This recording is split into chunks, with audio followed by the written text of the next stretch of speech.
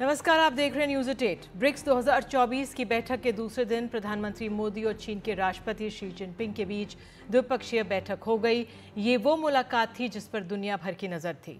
प्रधानमंत्री मोदी ने साफ किया कि सीमा संबंधी मामलों में मतभेदों को दूर करने के कदमों का वे स्वागत करते हैं और सीमा पर शांति भंग नहीं होने देना महत्वपूर्ण है। साथ ही दोनों पक्षों ने इस बात पर भी बल दिया कि दो देशों के अच्छे रिश्ते इस इलाके की शांति और समृद्धि के लिए अहम हैं।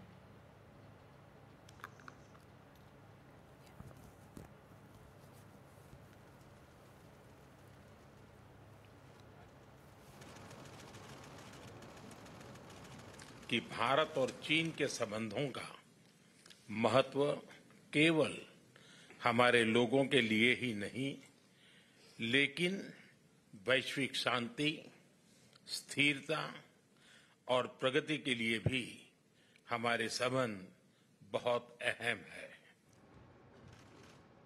पूरे 5 साल बाद हुई ये महामुलाकात।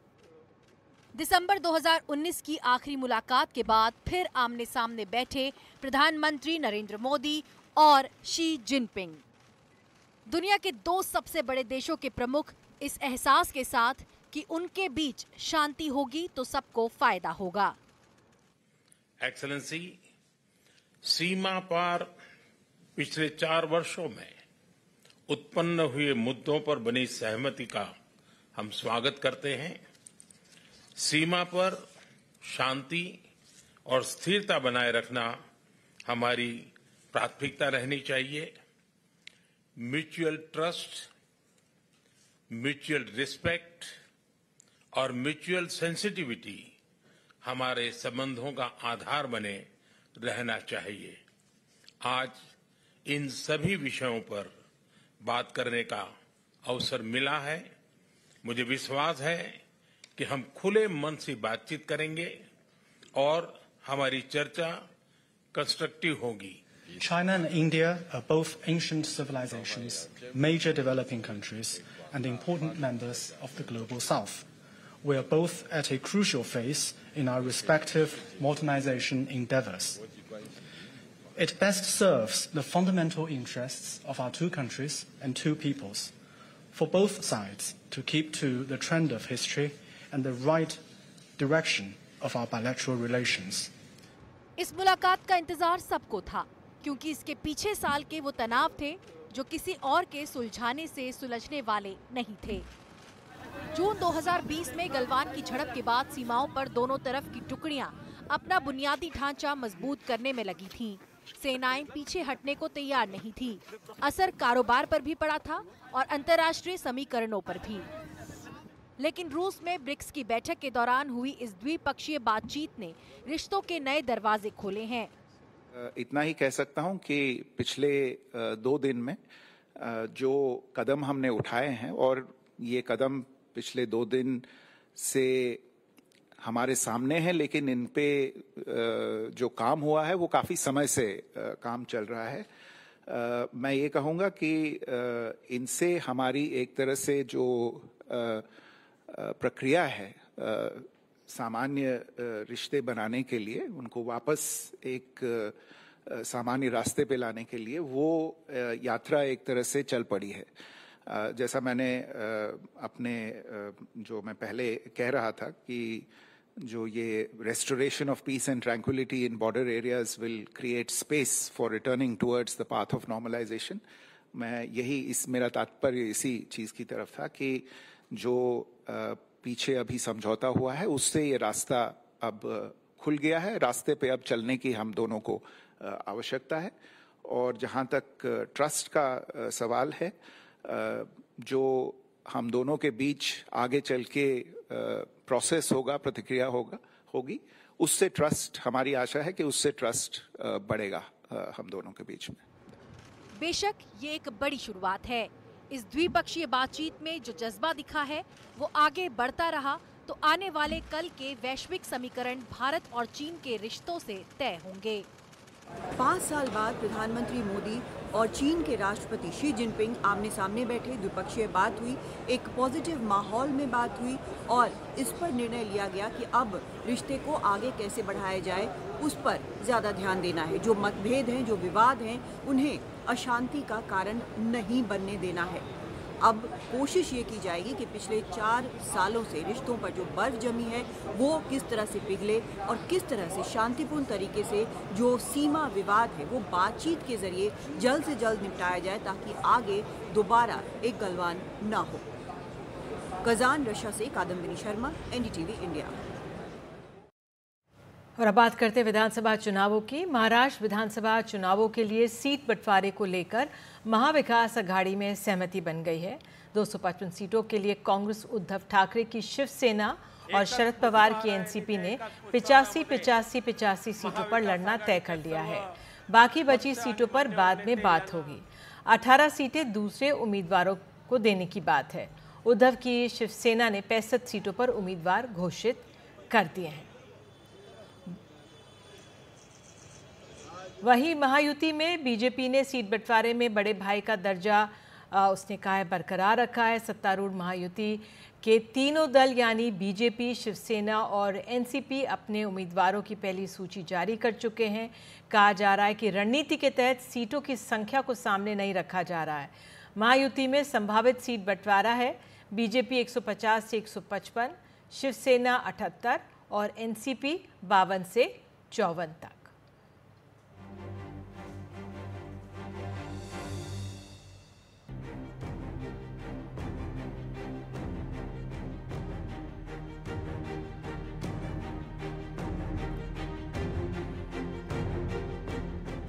उधर झारखंड विधानसभा चुनावों के लिए झारखंड मुक्ति मोर्चा ने दूसरी सूची जारी कर दी, जिसमें सिर्फ एक नाम है, राज्यसभा सांसद महुआ मांझी का, जिनको रांची से टिकट दिया गया है। 2019 में भी विधानसभा का चुनाव महुआ मांझी लड़ी थी और उनको महज 5600 वोटों से हार मिली थी। रांची से बीजेपी के सीपी सिंह लगातार 6 बार के विधायक हैं। उधर उत्तर प्रदेश में उपचुनावों में एक तरफ समाजवादी पार्टी कांग्रेस गठबंधन है तो दूसरी तरफ बीजेपी 4 सहयोगी दलों के साथ 9 सीटों पर होने जा रहे चुनावों के लिए सीटों की रस्साकशी में जुटी हुई है। समाजवादी पार्टी कांग्रेस में सीटों को लेकर फैसले लिए जाने हैं। राहुल गांधी की अखिलेश यादव से बताया जा रहा है फ़ोन पर बात हुई। बहरहाल कांग्रेस शायद 5 सीटें चाह रही है, लेकिन सपा 2 सीटें देने को तैयार है, खैर और गाजियाबाद की। गौर करने वाली बात यह कि महाराष्ट्र में समाजवादी पार्टी कांग्रेस से 12 सीटें मांग रही है। राजनीति उत्तर प्रदेश से होते हुए महाराष्ट्र तक जा रही है। समाजवादी पार्टी अपने को अब राष्ट्रीय पार्टी बनाने की ओर बढ़ना चाह रही है। दूसरी तरफ एनडीए खेमे में भी सब सुलझा हुआ नहीं है। आरएलडी को 1 सीट मीरपुर की बीजेपी ने दे दी है, लेकिन संजय निषाद 2 सीटें मांग रहे हैं। वे 4 दिन से दिल्ली में डटे हुए हैं। उनकी मुलाकात पार्टी अध्यक्ष जेपी नड्डा से भी हुई है। परसों नामांकन की आखिरी तारीख है। आपने प्रत्याशी उतार दिया है, कुछ बातचीत हो रही गठबंधन में, साथ ही यूपी में जो 2 सीट आपने दिया है कांग्रेस को, क्या वो लोग मान गए या अभी कुछ मामला पेंडिंग है? ये इंडिया गठबंधन चुनाव लड़ेगा। ठीक है सर, थैंक यू। मैं प्रेस के साथियों को बहुत धन्यवाद देता हूँ। समाजवादी पार्टी ने 12 सीटें मांगी हैं, 2 विधायक हमारे हैं और हम वो लोग हैं जो कभी कभी कम सीटों पे भी संतुष्ट हो जाते हैं। कम से कम सम्मान की तरह जिस तरीके से समाजवादी लोग यहाँ तैयारी कर रहे हैं, इरशाद हैं। कल हम लोग मालेगांव थे, क्या ऐतिहासिक कार्यक्रम था, बारिश के बाद भी लोग हटे नहीं, गए नहीं। तो ऐसे तमाम सीटें हैं जिनकी जानकारी हमने दे दी, जहां पार्टी मजबूत है। प्रियंका गांधी ने आज केरल के वायनाड से नामांकन भर दिया है। लोकसभा सीट के लिए उपचुनाव यहां से हो रहा है। प्रियंका गांधी अपनी चुनावी पारी यहां से शुरू कर रही हैं, यानी ये प्रियंका गांधी का पहला चुनाव होगा। ये सीट उनके भाई राहुल गांधी की वजह से खाली हुई, जिन्होंने आम चुनाव में वायनाड और रायबरेली दोनों जगहों से सीटों को जीता था। आज भी राहुल गांधी प्रियंका के साथ मौजूद रहे। वायनाड सीट पर अब तक कांग्रेस हारी नहीं है।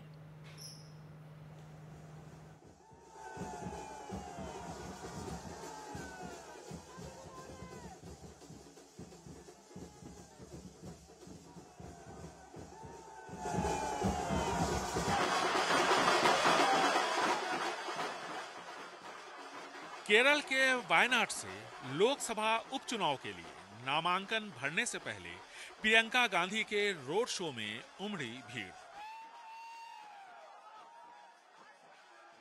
प्रियंका के साथ सोनिया और राहुल गांधी तो थे ही, पार्टी के राष्ट्रीय अध्यक्ष मल्लिकार्जुन खड़गे और कई कांग्रेसी मुख्यमंत्री भी मौजूद थे।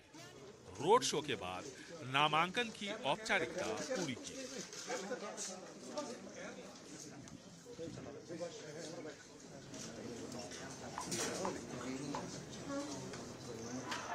When I was 17 years old, I campaigned for the first time for my father in the 1989 general election. It is now 35 years. I have campaigned for my mother, I have campaigned for my brother, for many, many of my colleagues. I am deeply grateful to Congress President Mallikarjun Kharge ji for giving me this privilege of being the UDF candidate from Wayanad, and to my family for supporting me and allowing me to be the candidate for Wayanad. It is my honor to represent you if you give me a chance. Priyanka Gandhi के सामने हैं BJP उम्मीदवार नाव्या हरिदास, पेशे से software engineer, कोड़ीकोड से municipal counsellor और BJP महिला मोर्चा की केरल प्रदेश अध्यक्ष। नाव्या के अलावा प्रियंका गांधी को चुनौती दे रहे हैं एलडीएफ उम्मीदवार सत्यन मुकेरी, जो कि सीपीआई के वरिष्ठ नेता हैं। राहुल गांधी को 2019 में तकरीबन 65% वोट मिले थे, जबकि 2024 में राहुल के वोट कम हुए। ये घटकर 60% के आसपास आ गया। 49% के आसपास यहां हिंदू वोटर्स हैं और इतने ही मुस्लिम और क्रिश्चियन वोटर्स।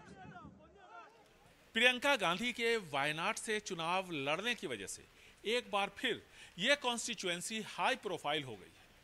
हालांकि वायनाड कांग्रेस के लिए एक सुरक्षित सीट रही है। ऐसे में एक ही सवाल उठ रहे हैं कि क्या प्रियंका गांधी अपना पहला चुनाव रिकॉर्ड तोड़ मार्जिन से जीत पाएंगी? कैमरामैन कुमार के साथ Nihal Kidwai, NDTV India. Delhi NCR में प्रदूषण का स्तर लगातार बढ़ता जा रहा है। कई इलाकों में AQI 350 तक पहुंच गया है। आज प्रदूषण के मामले की सुनवाई करते हुए सुप्रीम कोर्ट ने पंजाब और हरियाणा सरकार को जमकर फटकार लगाई। सुप्रीम कोर्ट ने आदेश दिया है कि केंद्र सरकार पर्यावरण संरक्षण अधिनियम की धारा 15 में संशोधन करे और प्रदूषण फैलाने वालों पर जुर्माना बढ़ाया जाए। पंजाब सरकार के प्रदूषण के मद्देनजर जो फंड मांगे हैं उस पर केंद्र सरकार 2 हफ्ते में फैसला ले। प्रदूषण मुक्त वातावरण में रहना हर नागरिक का मौलिक अधिकार है। कोर्ट साल दर साल आदेश देता आया है, लेकिन कुछ नहीं हुआ है। जब तक कठोर फैसला नहीं लिया जाएगा, कुछ नहीं होने वाला। अगली सुनवाई 4 नवंबर को होगी। सभी पक्षों को अगली सुनवाई से पहले हलफनामा दाखिल करना है।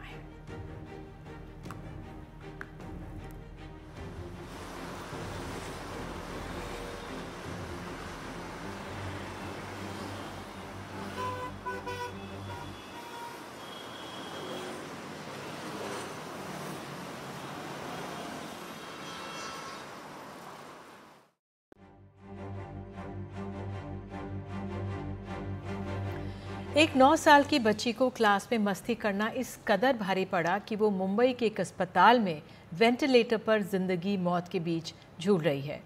आरोप है कि उसकी टीचर ने बच्ची को कान के पास दो तेज थप्पड़ मारे, जिससे उसकी बाली जो थी वो कान में घुस गई, जिससे बच्ची के शरीर में टेटनस फैल गया। हालत गंभीर बनी हुई है। मुंबई से रिपोर्ट। 9 साल की दीपिका पटेल जिंदगी और मौत के बीच झूल रही है। टीचर के थप्पड़ ने इसका ये हाल किया। मामला करीब 18 दिन पहले का है, जब मुंबई से करीब नाला सुपाड़ा में ट्यूशन क्लास में मस्ती कर रही दीपिका को उसकी टीचर रत्ना सिंह ने कान के पास जोर से थप्पड़ मारा। बाली कान में घुसी, पहले सूजन हुआ, जबड़े में तेज जकड़न हुई और फिर टेटनस का इन्फेक्शन इस कदर फैल गया कि बच्ची मुंबई के KJ सोमैया हॉस्पिटल में बीते 10 दिनों से वेंटिलेटर पर है। ये पेशेंट हमारे पास में 13 अक्टूबर को आया था पेशेंट, और जब हमारे पास में हमें कॉल आया था बेसिकली नाला सुपारा से एक बच्चा है जो टेटनस सस्पेक्ट कर रहे हैं, और उसको आईसीयू केयर का रिक्वायरमेंट है। तो हमने जब पेशेंट कैजुअलिटी में आया तो पेशेंट ऑक्सीजन पे था, बट सैचुरेशन उसका अराउंड 60 to 70% के अराउंड था on oxygen by nasal prong. Then immediately हमने उसको वेंटिलेट करने के लिए लिया पेशेंट को, बिकॉज ऑक्सीजन नहीं मेंटेन कर रहा था।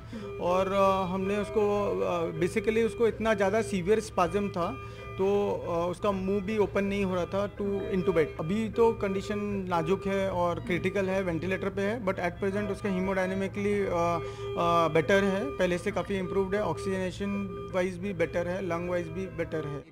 माता पिता बताते हैं कि कई क्लिनिक्स और अस्पताल के उन्होंने चक्कर काटे, कहीं से भी इलाज नहीं मिला, जिसमें बच्ची की हालत और बिगड़ती चली गई। फिर जाकर मुंबई के केजे सुमैया हॉस्पिटल में बेड मिला। परिजनों ने शिक्षिका के खिलाफ शिकायत दर्ज करवाई, अब सख्त सजा चाहते हैं। टीचर के पास भेजा था मैं ट्यूशन, तो उसको कान पे मार दिया, तो कान पे मारा तो उसको पूरा मुंह में सूजन आ गया, उसको सांस को तकलीफ हो गई, पूरा जबड़ा लॉक हो गए। तो हम लोग मुंबई में बात घुमा, कोई एडमिट नहीं करा, तो तुरंत डॉक्टर इसे इधर लेके आई मैं। अभी बयान नहीं कर सकते, ऐसा दर्द था ना उसको कि अब बोलने से कुछ बयान नहीं हो सकता। मतलब ऐसा पूरा उसका ये पूरा लॉक हो गया था, मुंह लॉक हो गया, जकड़ गई थी, यहाँ से चल नहीं पा रहे थे, कुछ खा नहीं पा रही थी, एक मुंह में एक पानी का बोले तो बूंद भी नहीं जा रहा था उसके अंदर, ऐसा हालत हो गया था। यहाँ वहाँ बहुत किया लेकिन कहीं एक्सेप्ट नहीं किया। वो तो सर ने बोले कि मैं करता हूँ करके वो यहाँ पे किया, नहीं तो बहुत क्या कुछ भी नहीं बताया, पुलिस कार्रवाई नहीं हुआ ना, कुछ भी पुलिस नहीं बताया, उसको टीचर भी कुछ नहीं करा। वो तो ट्यूशन जा रही है पढ़ाने का, हम लोग को कितना तकलीफ है, बच्ची मेरे ऐसा सोई है, कुछ खाती नहीं पीती नहीं है। फोन करके भी नहीं पूछा कि बाबा तुम्हारी लड़की कैसा है क्या है, टीचर ने आपसे अभी नहीं, यहाँ पे आने के बाद कभी उसने कॉल नहीं किया। मेरी बच्ची आती वैसे करके दो मेरे को। पुलिस ने आरोपी टीचर के खिलाफ मामला दर्ज कर पूछताछ के लिए नोटिस भेजा है। तो त्यामुळे त्यांनी एफआईआर दिलेली आहे। हमने एफआईआर दर्ज की है। डॉक्टर का सुझाव ले रहे हैं कि मारने से बच्ची की ये हालत हुई है या दूसरी वजह से, ये समझने के बाद कार्रवाई करेंगे। फिलहाल हमने पूछताछ के लिए शिक्षिका को नोटिस भेजा है। तिला आम्ही सध्या नोटीस दिलेली आहे। टेटनस बैक्टीरिया किसी शरीर में टूटी हुई त्वचा के माध्यम से आमतौर पर चोट के माध्यम से प्रवेश कर सकता है। खासकर तब होता है जब घाव गहरा या गंदगी से दूषित हो। टीका अगर नहीं लिया हो तो संक्रमण घातक साबित होता है, जैसा कि इस बच्ची के मामले में हुआ। तुरंत इलाज की आवश्यकता पड़ती है, लेकिन दीपिका के मामले में कई दिन इसकी चोट की गंभीरता को समझने और आईसीयू बेड की तलाश में बर्बाद हुए। इसलिए आज इस बच्ची के शरीर में टेटनस का प्रभाव ब्रेन तक पहुंच चुका है। अब मुंबई का केजे सुमैया हॉस्पिटल और डॉक्टर इरफान अली की टीम बच्ची को बचाने में जुटे हैं। मुंबई से कैमरामैन राजेंद्र दयालकर के साथ पूजा भारद्वाज, एनडीटीवी इंडिया। और इसी के साथ न्यूज़ 8 में इतना ही। खबरों का सिलसिला एनडीटीवी इंडिया पर जारी रहेगा।